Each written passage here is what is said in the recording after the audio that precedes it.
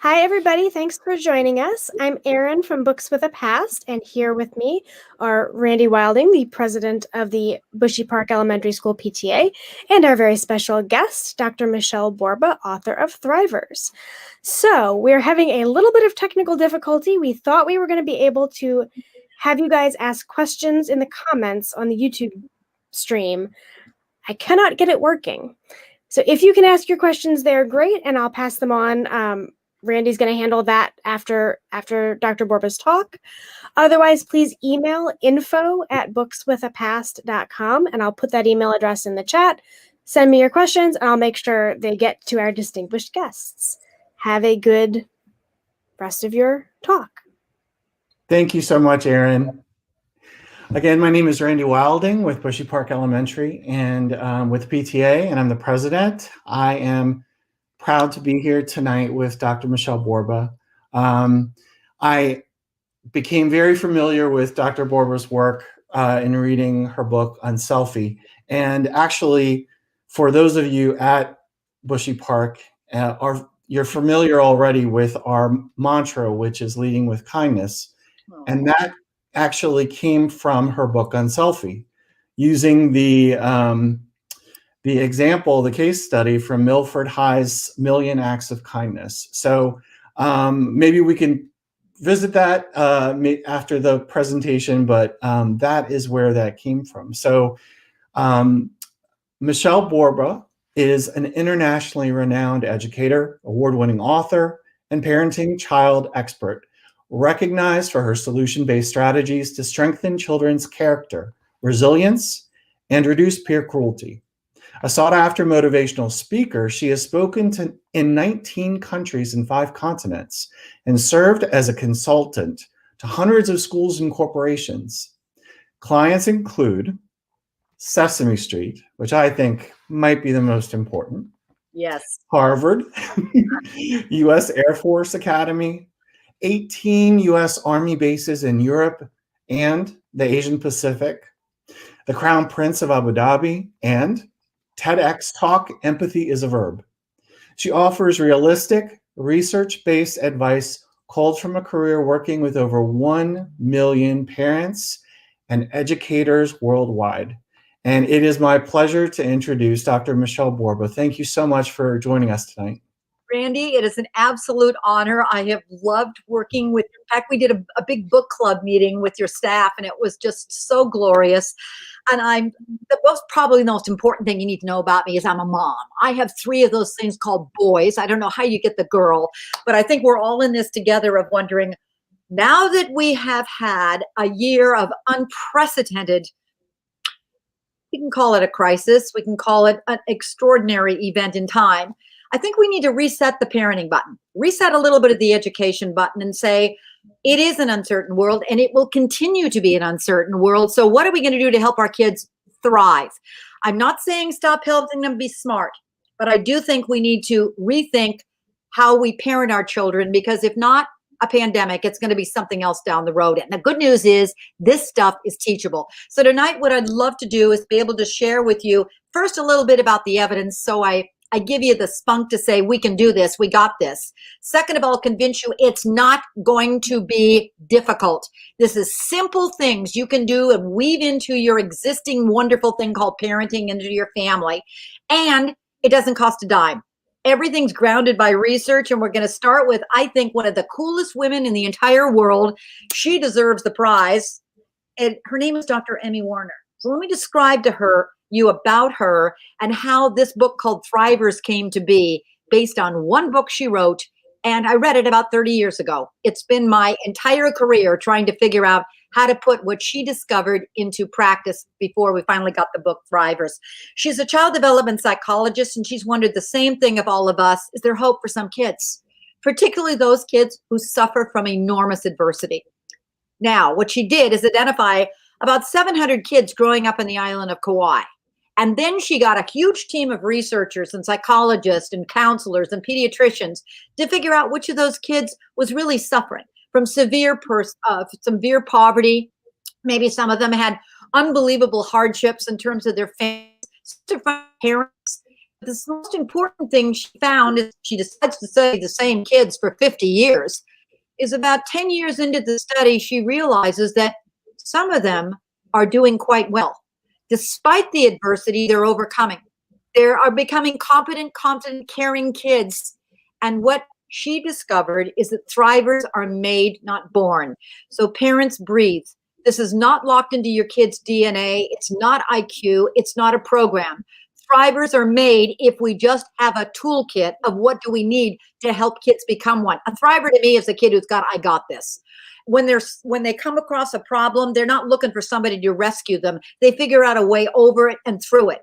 And we also know that there's a few strengths that seem to matter most. When you pick up the book Thrivers, you're going to discover it has 7 character strengths, and they're discovered because of research. Every one of them is strongly predicted to help kids become resilient. But in addition, each one of those is strongly predicted to reduce mental health.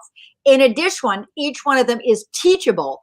But we also know something that I was really excited to find out is that in addition to resilience, each one of them helps your child in a classroom become a peak performer.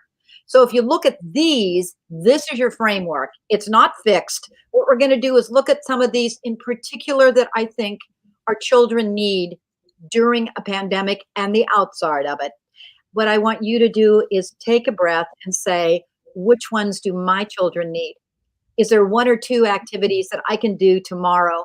Because these are simple things, but it's always based on what's going to work for your family. Mm-hmm. One other little thing, and that is the best idea is also if you take one of these strategies, whatever you like, and keep doing it over and over again, like a minute or 2 a day until it becomes a habit and your child can do it without you. Number 1 comes self-confidence. Confidence seems to be the foundation for the other 6.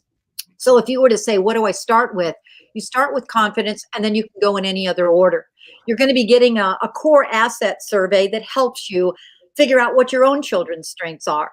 But one of the research that we now know is thrivers have a strong sense of understanding. They can accept their weaknesses. They know their strengths, and we keep pushing the strength area. That's going to help them compensate for the weaknesses. The other thing we know is that there's some simple little things we can do, and we can start identifying our children's strengths at a very young age. It seems that one of the things when I interviewed a lot of teens, they said too often we're focusing on only their GPAs, and we're missing some of the other parts of them that are going to help them so that when stress comes, they can compensate for their weaknesses. Now, here's one simple little thing to keep in mind. Emmy Werner discovered that one of the characteristics of thrivers, ordinary things, they have hobbies. So ask yourself, maybe the first thing is, what are children's interests?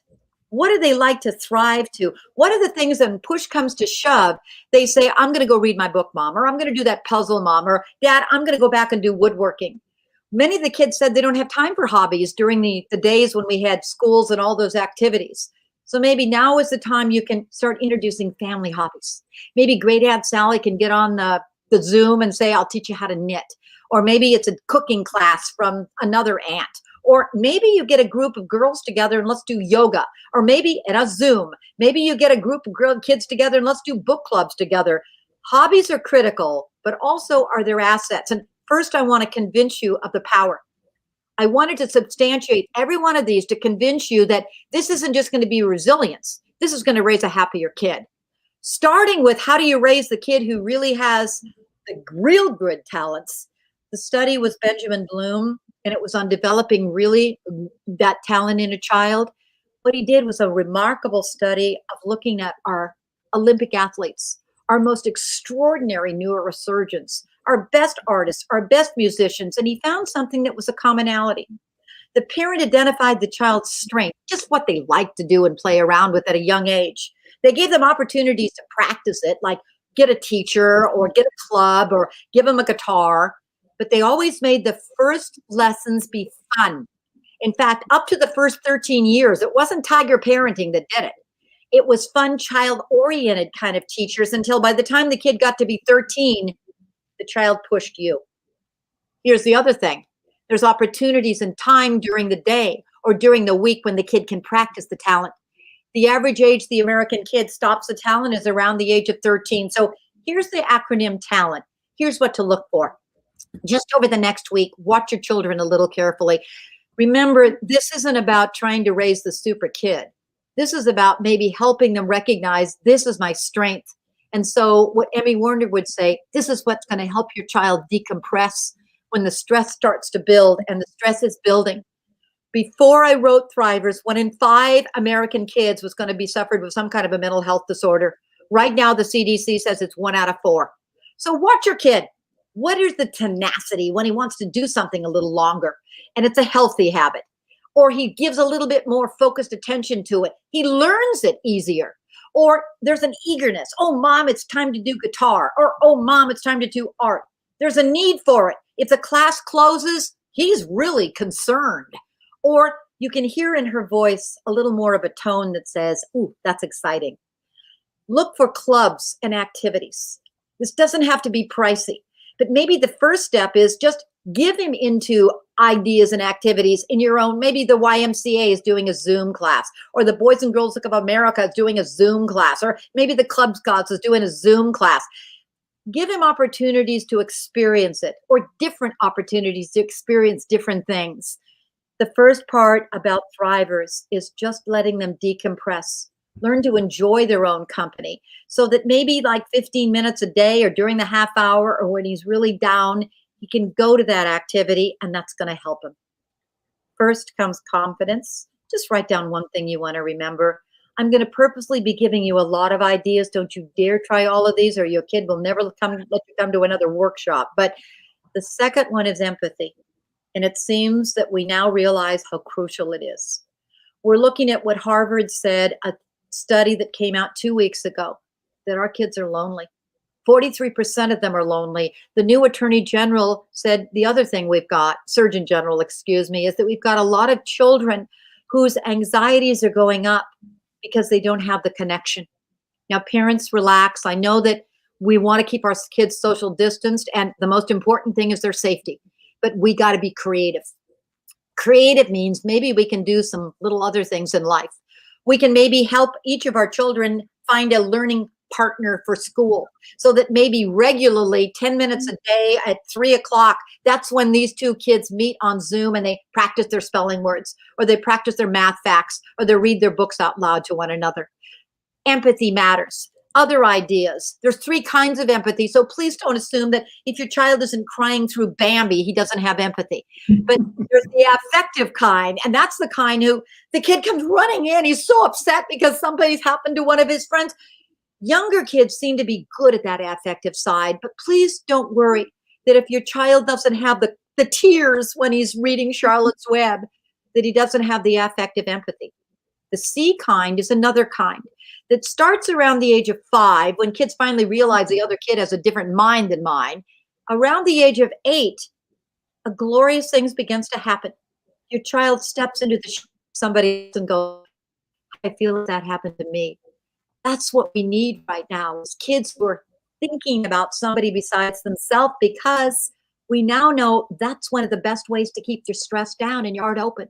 Finally, what we know is that if you have one or those others of those, one of the best ways to reduce empathy, do for others, contribute to somebody, make somebody else happy. Maybe it's baking cookies for the neighbor next door. Every teen says that when they do something like that, their heart goes open. They feel so much better. Literary fiction. Parents, this is something we may have not realized is an untapped resource for empathy and stress reducing. They put kids into MRIs and they've read different passages of books to them. And if it's just an old beach read, it doesn't do anything. But if you read like To Kill a Mockingbird or Outsiders or Wonder, which is the most popular book across the country right now for kids, this part of your brain lights up. Read literary fiction to your child. One simple little thing, how about putting a sheet over your dining room table? It now becomes a reading fort. Little guys love it. Put pillows under there, grab the cat, grab the dog, put some flashlights under there, and every night, maybe as a family, read together. For your older kids, they have assigned reading from school. I'd always get an extra copy of the book. They were to read their own, but I always read the same copy of books with them. And then how glorious to be able to say, Are you seeing and hearing what happened on page 43? Can you believe that? What we're realizing that literary fiction is also healing for some children. They're going through this shared grief together. But sometimes when they step into the shoes of another character and they go, oh my gosh, that happened to her too, or that happened to him too, it's glorious. By the way, when you look at all these books and you say, what's the most popular book right now that high school kids, this is a gate gifted class of kids, want their teachers to read, and she's doing it? Alexander and the Terrible, Horrible, No Good, Very Bad Day. I looked at the teacher and laughed. She laughed and she said, that's what they need, so that's what I'm giving them. I'm seeing middle schools who are now adding Alexander and the Terrible, Horrible, No Good, Very Bad Day to their curriculum because kids are craving something that says, he got through it, so I'm going to get through it. Just don't forget the simple little untapped resources. And one other little simple formula. Everything I'm saying to you is really scientifically proven. This is Martin Hoffman. He says, if you, as you're reading Charlotte's Web, or as you're watching like Dunkirk or Inside Out, which is a fabulous book on feelings, fabulous movie on feelings, ask feels, how'd you feel if that happened to you? Needs, what would you need in order to feel better? Then flip it as you get a little older. How does your friend feel? What does your friend need? As you're watching with your teens, some late breaking, just horrific thing that happened on TV. I mean, the hurricanes. Wow, how would you feel if that happened to you? What would you need? I'm saying that many teens, that activates them. Let's do something to help. And when you do something to help, it's one of the best stress reducers there is. Don't see empathy as just soft and fluffy. Harvard says this is the top employability factor that they're looking for right now. It's a great stress reducer, and it's a fabulous people skill. We can do it, whether it's social distancing in class or not, but it keeps on going because here's something else you need to know. It's called the multiplier effect. It was my aha moment when I was writing Thrivers, because I kept looking at these strengths. They were scientifically proven. They certainly reduce the stress. They keep our resilience up. They help our kids become peak performers. And then I kept asking, which one matters most? Confidence seems to be at the leader of the pack. But then what I discovered is that you can go in any other order. As long as you realize you put any two together, it multiplies the impact. So if you put self-control with confidence, it multiplies their power. It's like a superpower. Kids now have that super energy to be more resilient. Or empathy plus self-control, it's a superpower. Self-control is probably the one that every parent is saying, this is a problem. The CDC says this is a problem because our children's stress is mounting. And I want you to realize we got to hit reset and we got to do something better, because just last month, we now know that 5 to 11-year-olds have increased in ER visits for anxiety and stress 25% higher than just last year. But how about 12 to 17-year-olds? It's 31% higher for depression and suicidology. Now, the best way to stop that and keep it down is empathy and our relationships with the child. Parents, there's nothing that beats a strong, healthy, I'm with you and we'll get through this together kind of an. That's us. The second thing is a parent who models calmness. You see, resilient parents raise resilient kids. And if you're finding that you're a little burnt out, you're not alone. So is the rest of the adult population of the world. So here's a little trick. Take any of the habits that I'm talking about tonight and maybe start working on them yourself, because then you can teach them to your child. Let's look at self-control, because the easiest way to begin tonight, or if their kids are sleeping, wait till tomorrow. But here's where we go. Watch each of your children a little closer. In fact, you may want to track them on a calendar without them knowing it, because stress isn't all the time, parents, but you'll see a pattern. Each of your kids may be a little more irritable or a little more edgy or a little more moody or a little more clingy. Every kid's got a different level, but you'll see the certain time that maybe it's only on Wednesdays at 10 o'clock, or maybe it's only Thursdays at noon. What's going on at 10 o'clock or noon? Maybe you can say it's that math class and he really needs help in the math class. Or maybe it's 3 o'clock and you got a little one and he missed the nap. What you're going to discover is, first, find the pattern. And second of all, it's fabulous if you can start pointing out each kid's and your own and dad's. Here's what happens when right before you get irritable, I see you do this. Or right before you get on edge, I see you do this. You see, stress comes before anger. Stress comes before the meltdown. Our mistake is waiting for the exorcism. You're waiting too late on that one. So maybe for the next week, model your own. You know what?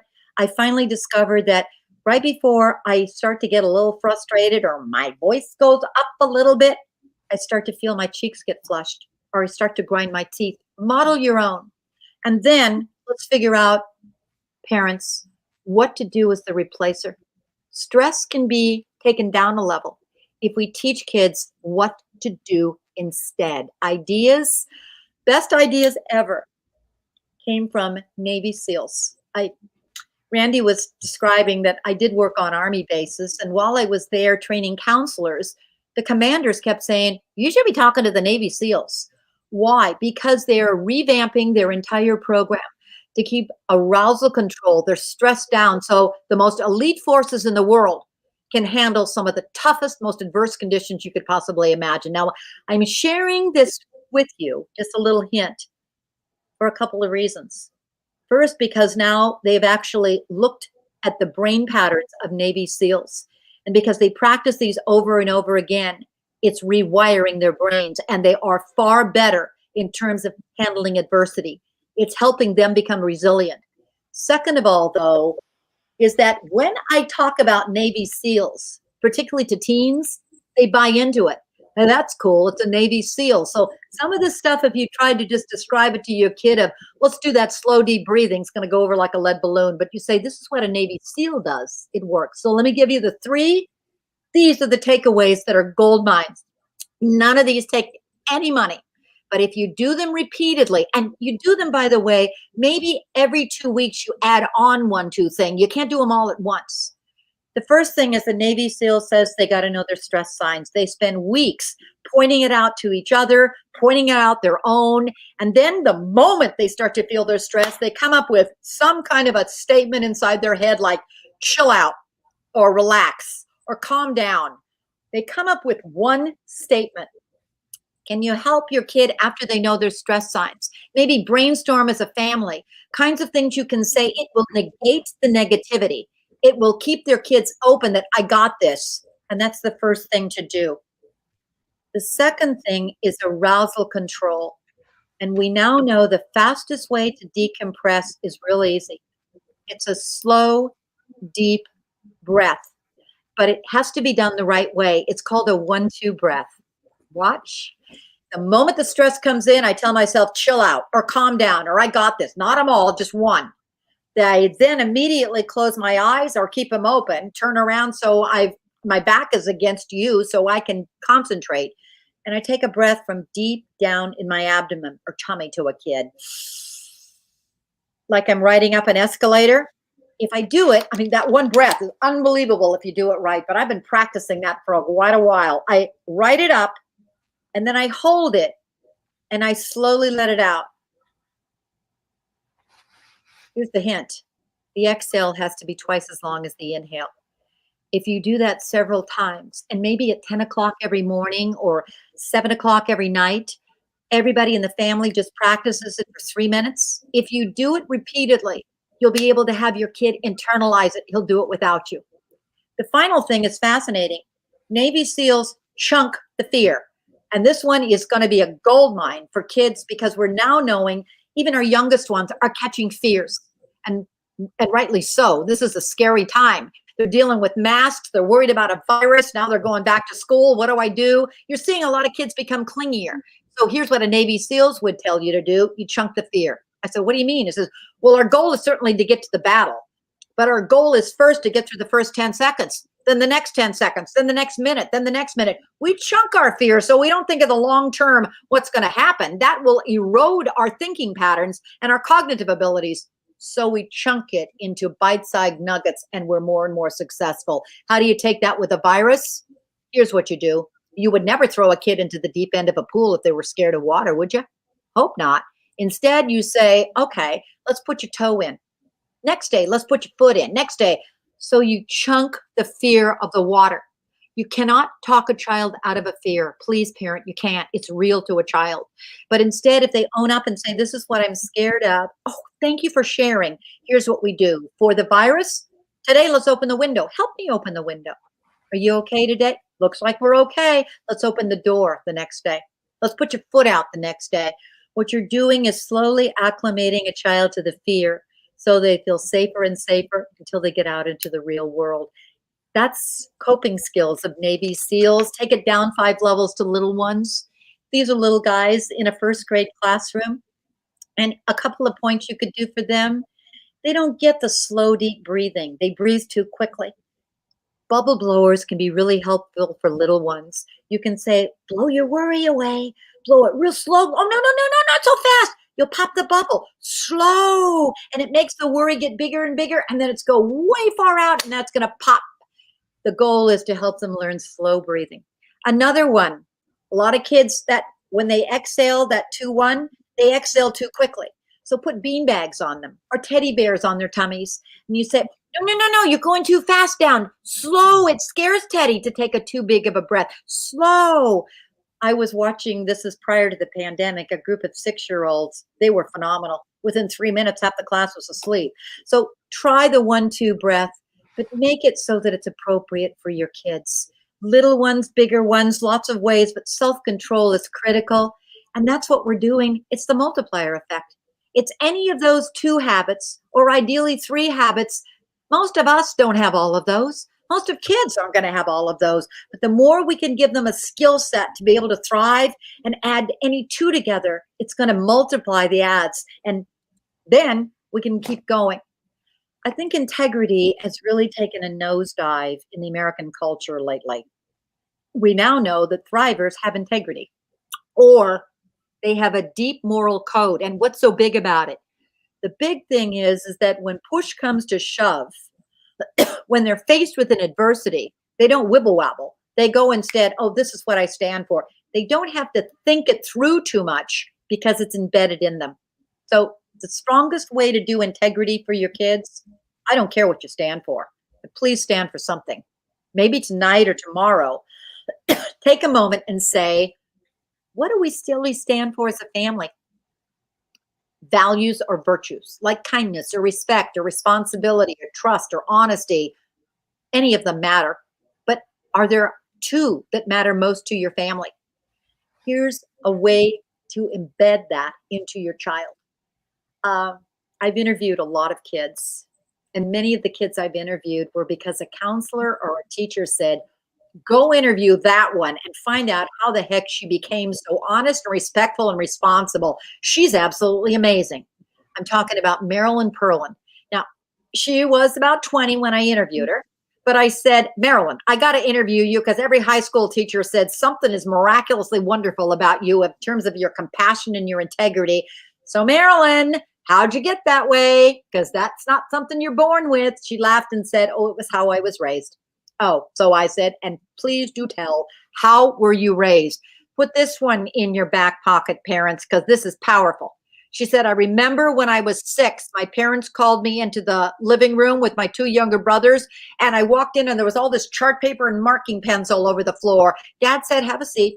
We're going to figure out what kind of family we want to be remembered for. Great question. He said, there aren't any wrong or right answers here, but kind of like, how do we want to be described? What matters most to us? So mom's going to write down the terms and we're just going to brainstorm for a while. And then after a little bit of time, we're going to choose. So Marilyn said, mom started writing down. We started brainstorming. And pretty soon all the poster boards were filled up. And dad said, good, but we can't be them all, can we? So let's choose one. We all voted and all of us chose Caring. Our last name was Perlin. So our family mantra was real easy. We became the Caring Perlins. I said, oh my gosh, how cool is that? How'd you remember it? And here's the best part. She said, it was impossible not to. My parents must have said it 50 times a day. I would say, remember we're the Caring Perlins. My dad would drop me off at school. Remember we're the Caring Perlins. We did these high 5 packs. My dad etched it on a great big old piece of his big old board, woodworking. And there, we were the Caring Perlins. They said it so much, we became it.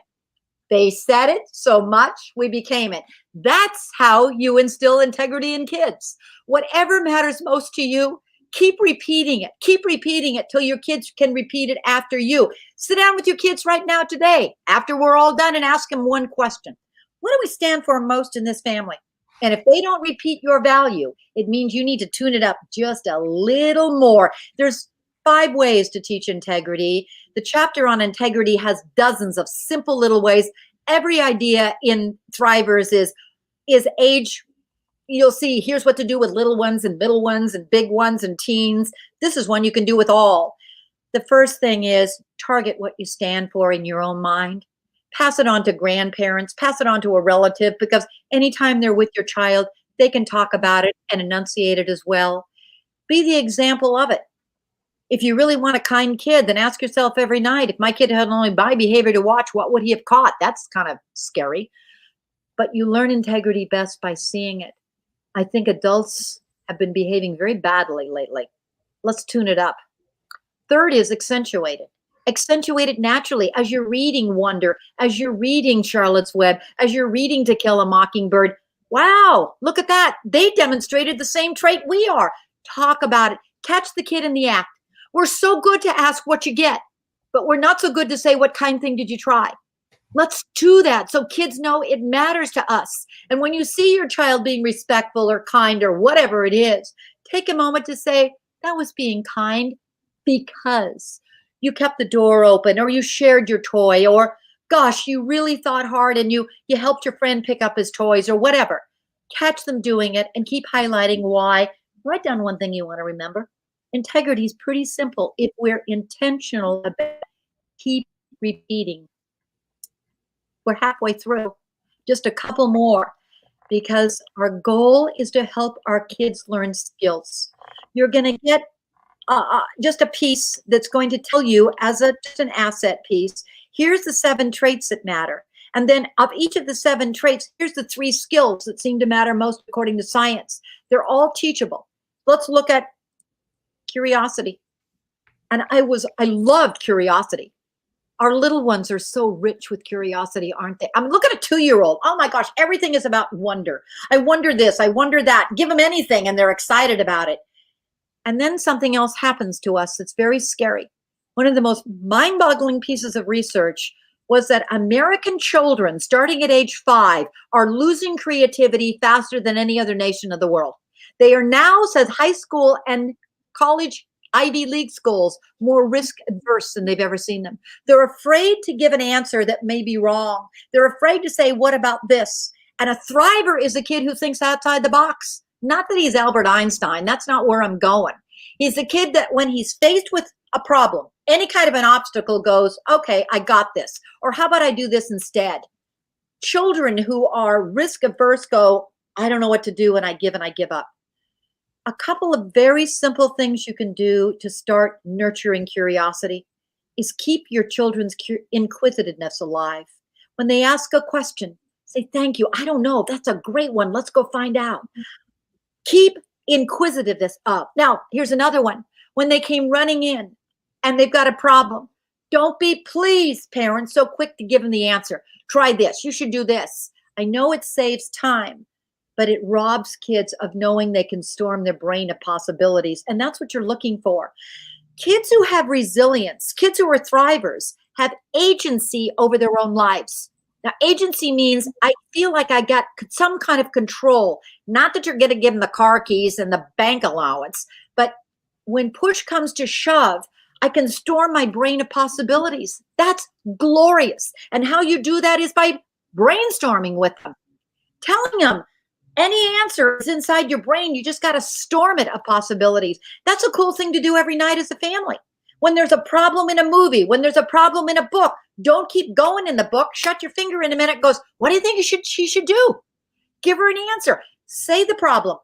Just say it. Spark your brain is the acronym. P, let's start brainstorming, but only positive. There's no judgment on any idea with brainstorming. You just keep adding on to options. You like dad's idea? We'll add on to it. Change it slightly. Rapid fire. Let's just set the watch for like a minute, 30 seconds, and see how many ideas we can come up, and keep storming. What we've discovered is that University of Pennsylvania, when they looked at children who were depressed, they discovered that brainstorming, problem solving is one of the best ways to keep depression down. You know that now freshman years of Ivy League schools across the US, they're seeing so many of incoming college freshmen with 4.0s that are now 7.3s that are minus that kind of stuff, that they're doing freshman orientation of the first week on teaching them problem solving, teaching them brainstorming. Forbes and Global Economic Summit says this is the most critical thinking skill a child has. Remember it, because when you get to perseverance, that every parent says, that's where I want them. Their motivation is going down. They can't keep on going. They're quitting too easily. What do I do to keep my kid motivated? And I'm going to say right now, we all have kids who are suffering from lower perseverance. And there's some reasons for it. Would you step into the shoes of your kid for a minute? And let's look at why we're all tanking in our attention span. When stress builds and empathy goes down, connection, the outcome is burnout. You feel a little burnout? That's what's happening. The second thing is we're now looking at a new study that came out last week. We're finding that many of our kids are sleep deprived, despite the fact they're home all the time and they're not going to school. They're not sleeping as well as they used to. There goes your next part of focusing ability.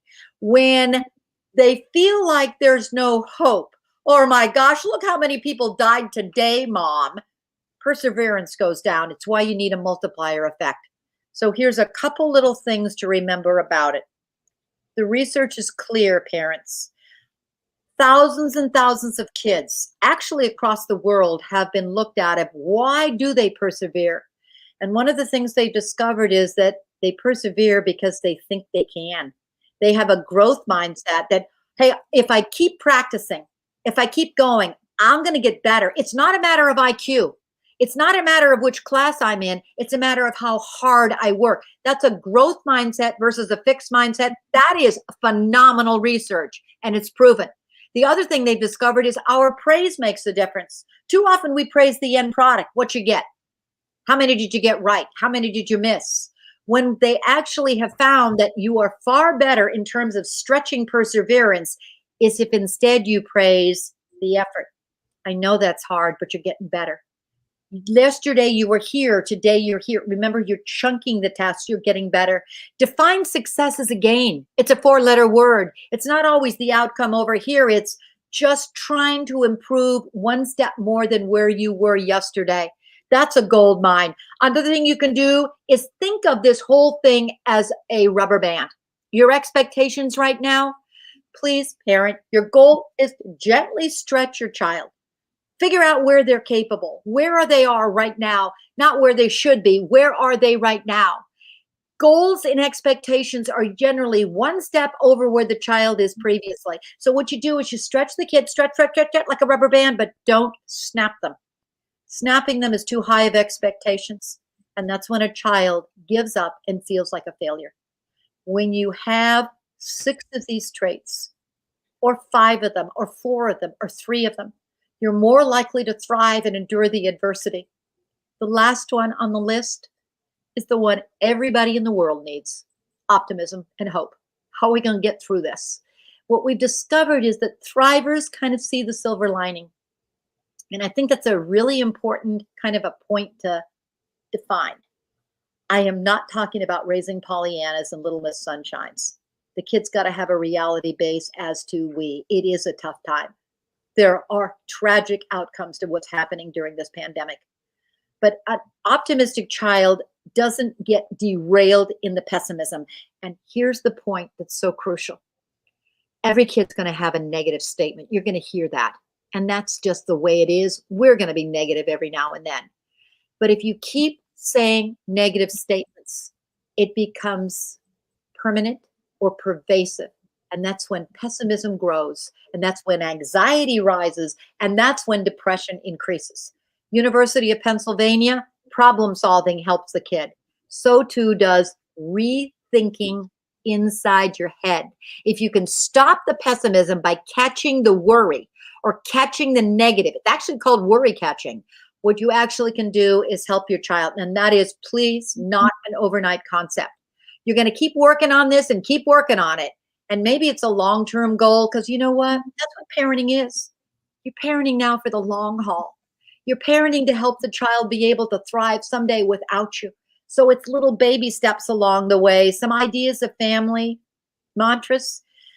One thing you may want to do right now is kind of like what the Navy SEALs do, but it's a family mantra. And I'm telling you, this may be the best thing that you do if you don't do anything.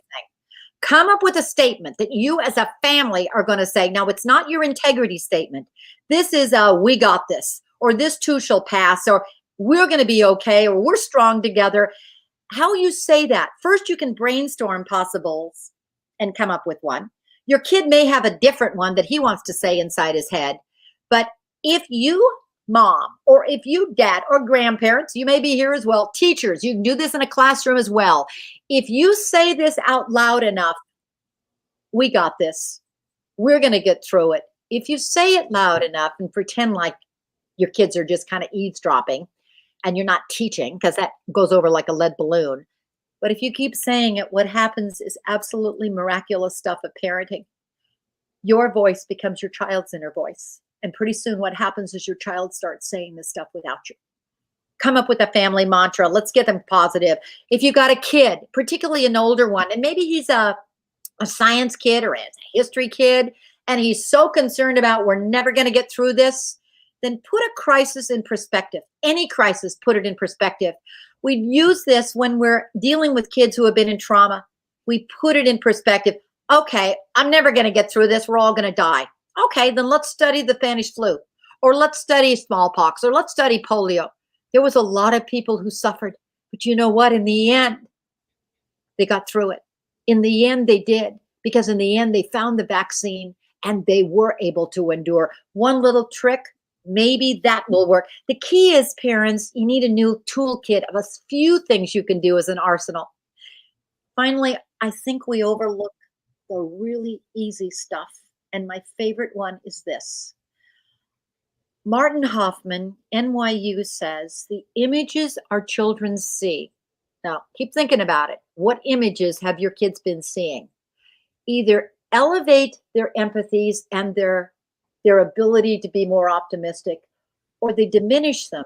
So they rob the empathy, make kids more stressed, and build pessimism. Okay. In the olden days, we could turn off the TV.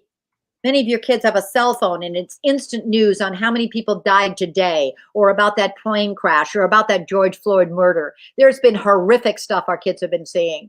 You have got to show them the other side of the world, that the world is good. It is good. And how do you do it? Two girls got so tired of the dismal stuff that was happening on TV, they took it in their own hands. These are sisters, 10 and 15. They took their cell phone, went down to their basement and said, okay, enough is enough. And what they did was make a simple little video. It was about a minute of good stuff that was happening to their neighbors or their friends. And they passed it on to some of their friends because they worried about them. Well, their friends gave it to you, the parents. And their parents told the kid, tell those girls to keep going down to those basements and making those videos. And what's happening is the videos have gone viral. Everybody wants the videos because everybody realizes we got to start focusing on the good stuff. Another idea. This was another parent. Their kids had a strength. You always follow the kid's strength, their path. Their strength was cellos. They were worried. Here comes the empathy. With a neighbor, the inbound elderly neighbor, all by herself down the end of the street. Mom, she's just all by herself. She must be so lonely. Here comes empathy. What should we do, says mom? Well, how about we do a cello concert for her? We'll bring our cellos to the porch. We'll play a little bit, make her happy. Can we do that, Mom? Because they love to play cello. Two, a brother and a sister. They did a little short cello concert, and then Mom videoed it. She put it on Facebook. It went viral. What it did was to inspire kids across the U.S. who had musical forte. Kids brought out their ukuleles. Kids got out guitars. There are now ukulele concerts going on in Ohio, and there are like cello concerts and tuba concerts and flute concerts going in San Francisco. Sometimes kids need to be inspired. Here's another trick, parents. Cut out the good stuff that's happening on the back of the newspaper. I know it's about this big. Google it up. Paste it on index cards. That's what I do. And you can also do one other thing. Have good news reports as you're doing your dinner hour. or right before you go to sleep, because there are fabulous good stuff that's happening in the world. For teens, show them the stories about Texas kids who are so concerned about the assistant living people down in the end of the street in that home, who they couldn't figure out how to get on Zoom and see their grandkids. So what the teens did? Free. We'll give you some tutoring lessons. That's what we'll do. But guess who it made even feel better? Not just the assistant living people. Man, they were like unbelievably grateful. But the teens said, you can't believe how good it makes you feel. Another one, teens from Chicago said they were so worried about some of their friends, so worried that they knew they had stress, they knew that they had depression, and now their lifeline of their high school counselor they couldn't get to. What are we going to do for them? We got to do something. And they came up with a solution. Leave it to a teen. What they're doing is driveway drop-offs of quarantine gift bags. What they're doing is decorating list lunch bags, but they're doing it in social quarantine. One kid who's a cook bakes the cookies and she stuffs the bag. Another kid decorates the outside of the bag. Another kid leaves a handwritten note. A handwritten note said, how you doing? We're thinking about you. And then every day a different kid gets a driveway drop-off gift bag. And guess what? Every night, the kid who gets the bag calls up in tears to the kid saying, oh my gosh, thank you. I didn't know anybody cared. But the kids who dropped him off said, we cry more than the kid who called us saying, oh my gosh, we didn't know we were making such a difference. We are losing and forgetting simple little things, parents. One of the best ways to help your kids shine is follow their strength. You see, that teen was the tech expert. That kid was the baking expert. That kid was the cello expert. Follow their strengths and help them, because as a result, you're going to help kids shine. If ever you worry about your child is becoming too different, and that is lasting too long and spilling over to too many other areas, and you're too worried, please pick up the phone. You've got an extraordinary counseling staff at your school district. I know, I've met them all. They're amazing. Don't wait. Get help. But what you're seeing is, I hope, a bird's eye view that's breaking the myths of resilience. I've been hearing before I wrote Thrivers that this is all about a program. It's one more program. It's not. It's a process. It's all locked. We can't do anything. It's a part of DNA. Nope. Thrivers are made, not born. It's fixed. Nope. It's teachable. It's easy to teach, and you don't need a PhD to do it. There's a set window. He's already 15. It's too late. I can't do anything about it. Don't you dare go that way, because it's not too late for us either. We need to become more resilient. We need to practice these skills so we can filter them over to our kids. It's got to be one trait. I hear that over and over again. Resilience is one trait. No, it's a combination of some character strengths that are made up of skills. It's got to be a worksheet. We can do it. It's not. It's always, always protective skills and factors that the child has, but it's one caring champion adult who refuses to give up on the child. That's the new framework. It's 7 strengths. Take any one you want. Each chapter in Thrivers is one of those strengths that you can dig right into, but you do this over the long haul. It's your new parenting framework. I want to give you something that's scientifically proven, that's going to make a difference on our kids' lives. I'm seeing too many kids that were struggling. I'm seeing an epilogue, an unbelievable amount of children in suicidal behavior patterns. Some of our best and our brightest that are so loved, that are struggling so much. Every child can shine a little more. That's what's it about. I hope we dig in together, because the goal, I think the end goal, is to finally raise up a generation of kids who are nicknamed a positive way. When they walk across that graduation and they get that diploma in their hands, we can all say, that is Generation Thrivers. Back to you, Randy. Thank you. Any questions you've got, I'm here for you. Let's dig in and let's get this right, because there's no takebacks when it comes to parenting. Thank you. Michelle, thank you so much. It is a pleasure listening to you and Thank you. thinking about my own kids. And I know that everyone who went through the Unselfie book club, I read it initially a couple years ago, but then I went through and I read it with our teaching staff. And the ones that had older kids were like, oh, I really wish I had this. But the gist is, or what I'm hearing from you today is that it's not too late.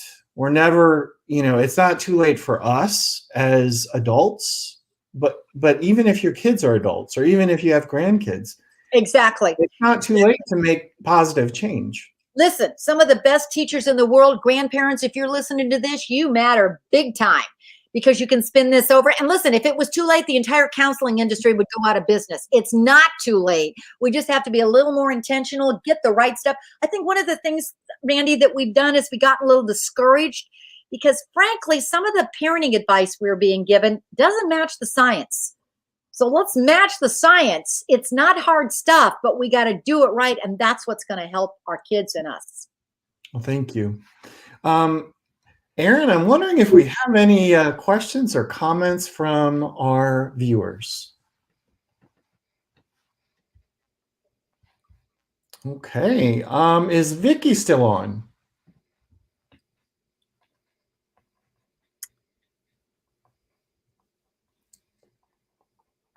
Well, we might have her, we might not, but that's okay. That's okay. Listen, Randy, there is a book club discussion guide at the back of this book too. There's also, if you go to my website, a 17-page one for educational leaders on how to start taking this and going into the schools. Because I think the more we get schools and parents together as allies, the Boys and Girls Clubs, scouting, whatever, let's get on board together. Let's get the village together. And that's, I think, is going to be a heck of a lot easier.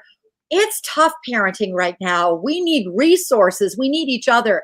So maybe find one other parent who's like-minded like you. Get on board together and say, when the kids Zoom in with me, I'm going to emphasize it. When my kid's with you, I'm going to emphasize it. That's how we're going to help each other, I think. It's too lonely if we don't. Well, thank you. I don't see that we have any questions, but I will say that I am incredibly proud to be able to offer this, and thank you so much for your generosity with your time, with your energy, which is infectious in a good way, and your kindness. It's inspiring, and I hope to carry that, and I hope that we are able to help the families in our community, and then as we do that, the multiplier effect will help the rest of the world. It's that multiplier effect. And Randy, it's impossible to turn you down. You are one of the good guys. So thank you for reaching out to me. I'm always here for you. Well, thank you so much, Michelle. And Erin, I believe we are at an end. If we don't have any questions from the audience. We do not currently have any questions from the audience. We did get a couple of really nice thank you emails. So the email part is working. I'm very sorry the comments didn't work. Oh, that's all right. I do not know why that didn't happen. But I did put a link to the book in the comments if anybody would like to purchase the book. If you purchase a ticket to the event, the book actually comes out on Tuesday. So we will have copies available in the store for pickup and shipping after Tuesday. And then I guess, again, if anybody has any questions, you can send them on to us, and maybe Dr. Borbo, we can send you some questions later on. I don't know.